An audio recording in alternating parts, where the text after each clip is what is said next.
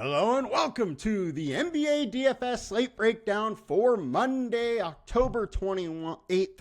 We are getting to it a little later today, just too much to do with NFL also going on and the prop shows, but we're a little closer to lock time now.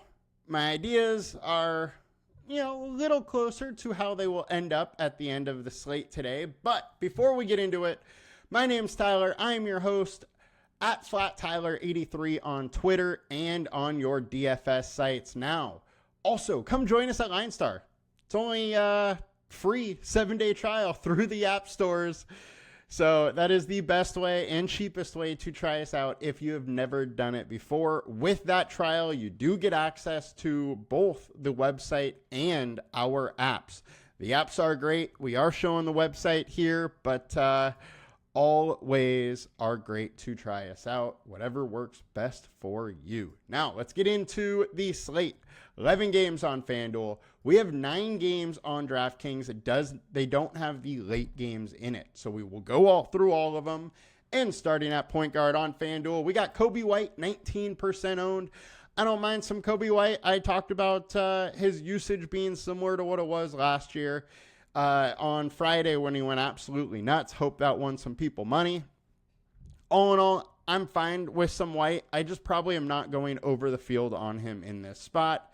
Definitely am interested in him, though. Just that ceiling is just too high in a decent matchup here. Next, we got Jordan Poole, 7,400. I do think he's getting a bit pricey here. My big thing with him, over his last 5, 1.25 fantasy points per minute. However, if you take his minutes to last year, he's at like 1.05 fantasy points per minute. So I think he is playing at the top of his range right now. His pricing is at the top of his range. So I'm going to be under the field on him. I don't mind him. It is a decent spot. It is a good spot, actually.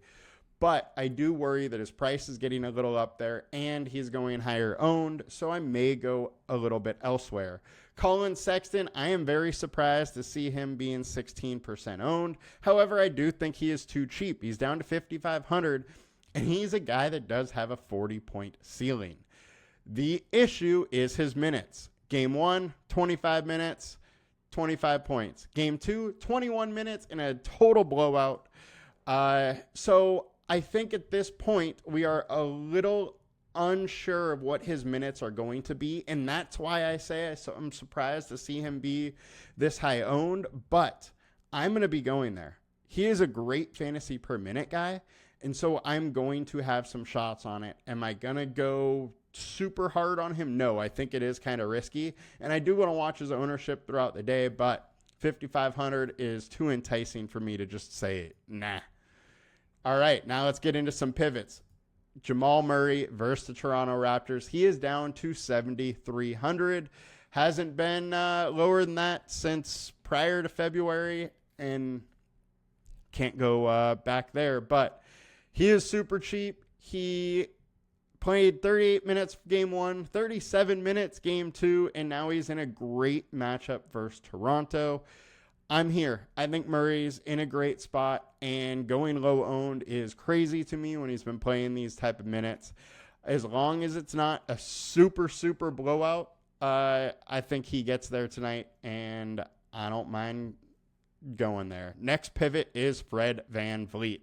I've actually been playing him a decent bit to start the season here, and now he has a matchup versus the Spurs that has me very intrigued. Spurs haven't been great versus starting point guard. We have him ranked at 30th.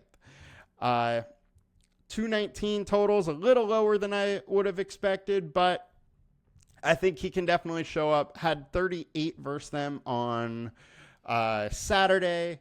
He has had some great showings versus them last year. This is a spot that I love last year. He put up a 50, a 52, and a 49. I'm definitely going to go to some Fred VanVleet. Now, Trae Young, 10.1K. His price is up there where I thought it would start getting to, and it is here. But Wizards are just an unbelievable matchup for him, and I still can't believe he's going low owned. Remember, there is no DeJounte Murray. This guy is a mid-50s, 60-point guy regularly without Murray there. So I'm here for it. let's go. I am still going to go to some Trey, especially at 5% in a game environment that is good. All right, getting over to DraftKings. High owned, we got Luka, Trae Young, Dyson Daniels. Dyson Daniels at 5,600 is still fine to go there. On FanDuel, he's up to it's like mid sixes or something, and so I'm not really getting him on FanDuel. I would on DraftKings at 5,600 though. Absolutely enticing, especially against a matchup versus the Wizards, who just aren't that great. Trey, obviously we like. Luka, 11.3. This is a great matchup for him. I love Luka. He's in a great spot. He crushed them all of last year. The only worry here is that it's a huge blowout and it's over quickly. But Utah tends to be tough sometimes and hang in there till late. They are a little bit of a scrappy group, even though they aren't very good. So I'm fine with some Luka as well. Jalen Suggs, 5,400 is interesting. He had a huge game with 31 minutes last time out. That is also the first game he has played a decent amount of minutes. I'm interested, but don't love it. The ceiling is there, but, few and far between that he's going for the 40 burgers. All right, let's get over to shooting guard on FanDuel. Kobe White's there. Jordan Poole, we talked about them both. Sexton, we talked about him. So they'll just go straight to pivots. Devin Booker is the guy I want to talk about here. Haven't really been able to play him yet, or at least not profitably. He hasn't done well, but I do like this matchup versus the Lakers. His price is down to 8.4. I'm going to get some of them. He just has too big of a ceiling not to. At 8.4K, he can put up 50 plus, and I'm here for it a little bit. This is the first day that I am going to get some Suns players. So far, I've been pretty much fading the Suns, but I'm bouncing back with some today. Over to shooting guard on DraftKings. Bilal Coulibaly, 29% owned, 4.9K. He's too cheap. He's playing 30 to 35 minutes a night. He can do a ton to score fantasy points. He's in a good matchup. 4,900 is just too cheap. Dyson Daniels, we talked about. We're good going there.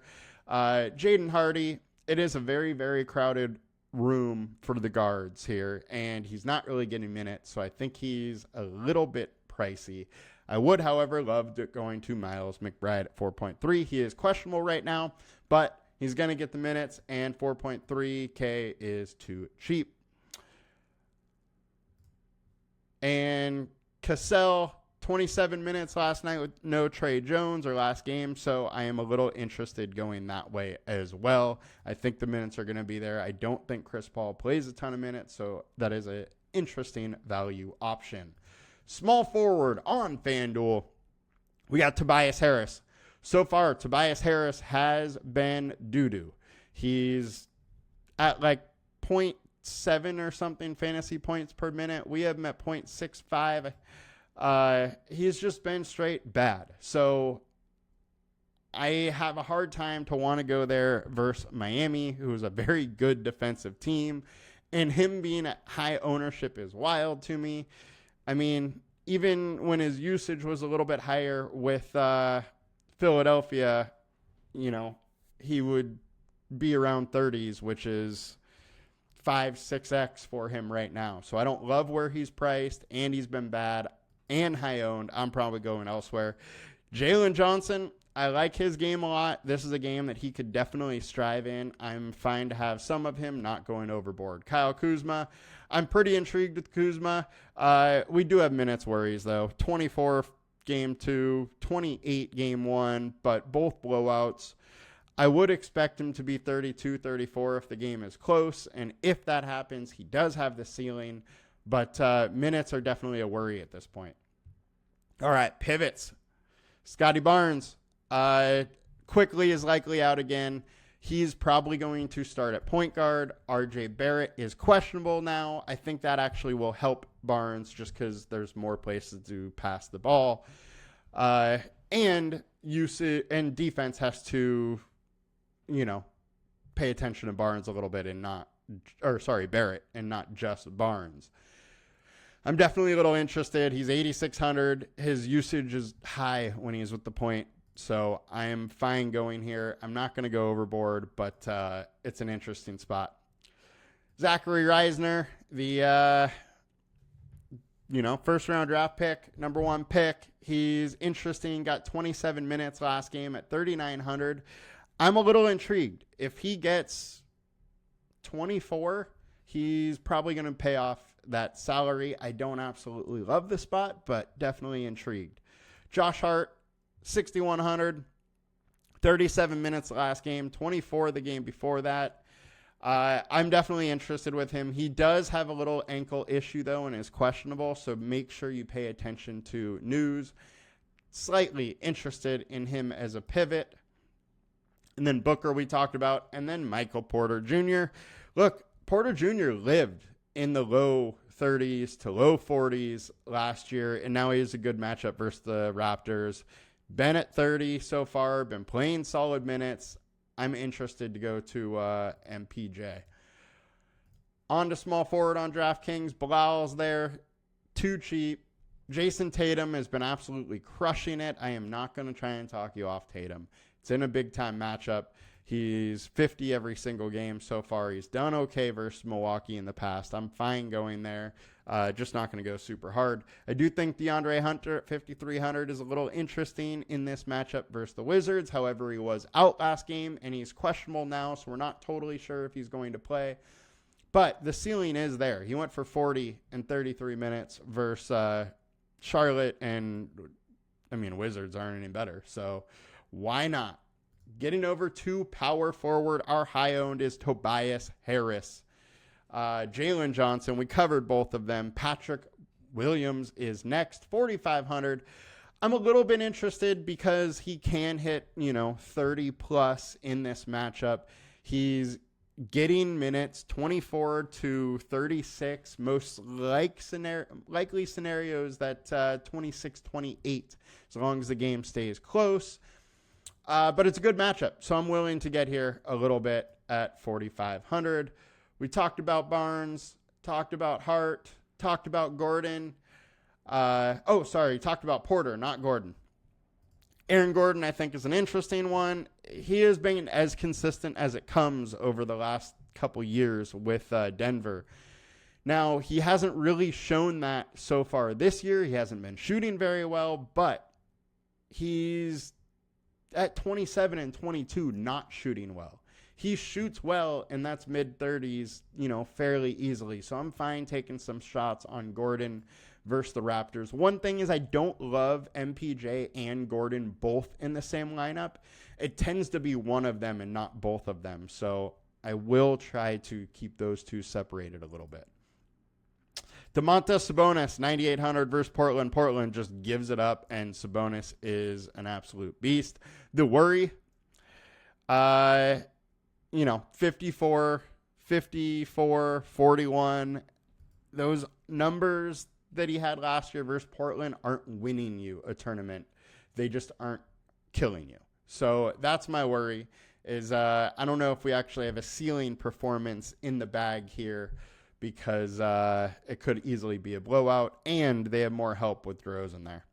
Jabari Smith, we were on him last week when he went for 42. I'm kind of interested again. I do think his price is getting a little higher than I really have comfortable playing him, but the ceiling is there, so I'm going to take some shots and see how it goes. Power forward on DraftKings, Tatum, Harris, Larry Nance. Glad this one's popping up. I do want to talk about Larry Nance. Onyeka Okongwu is out. What we have seen so far is Okongwu has played more minutes than Clint Capella. There is a chance Larry Nance comes off the bench and plays a decent amount of minutes.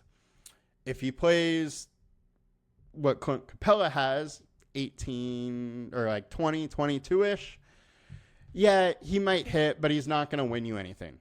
If he plays Okongwu type minutes, he's getting 25 plus. He could win you tournaments because he can get you into those 30 kind of fantasy points, 10x ability, and it's interesting. Just don't totally know what they're going to do minute-wise, and that's the key to this one. I think the median projection, if he plays 18 to 22, is interesting. But the ceiling, if he plays, 24, 26, is absolutely there. So very interested in that play, especially at only 3K. Getting over to FanDuel. All right, Clint Capella, 26% owned. I think he should be very high owned. I'm going to have a ton of them. I just talked about the whole minute situation. He has played 20, 22, and 22 minutes. If he plays 26, 28 at 5,300, he could break the slate. So I'm very interested in him. However, he could still keep playing that 20 to 22. And in some of those lineups, I do want Larry Nance because Larry Nance is the most likely to pick up the slack. They do have Vucevic coming off the bench, and they're going to need a bigger body to cover him. Larry Nance isn't that big, but he's much bigger than anybody else they have. So Capella is an interesting one, but don't forget about Larry Nance as well, because we don't know how this is going to go. And if Capella gets too high owned, I am fine pivoting a little bit and hoping that Nance gets the minutes. Anthony Davis, dude's been a beast this season. Just not a spot that I love. I just don't think this is a ceiling spot for him, but he can always have a ceiling game. But I want to bring up what he's done versus Phoenix. Last year, he had one 63-point game. Outside of that, all in the 50s, and 50s at 11K is just not getting there for you. Jacob Poeltl, I think, is extremely interesting. He's been playing minutes, 26 to 30. He gets 30 plus in this matchup, and he's probably going to do decently. I talked about Sabonis. Nikola Vucevic is another one I want to talk about. I'm very interested here. Zach Edney has been fouling machine. Then after that, they have Jaren Jackson, but he's limited minute-wise. I think Vooch is in a good spot where he can absolutely dominate in this spot. Minnesota's 28th so far versus the center. So very interested. His price is getting up there, but I'm fine paying it and going with some Vooch. Into the center spot on DraftKings, Capella, Larry Nance, Jokic. Jokic is in an amazing spot. He could absolutely crush. This is a game where he could get into, a classic 70-plus point Jokic matchup. So definitely intrigued with Jokic there. And that'll do it for us today, guys. Quick and hit the points, and then we're out. I hope you guys have a great night. Let's win some money. See you guys later. Please like, comment, and subscribe to the video. Peace!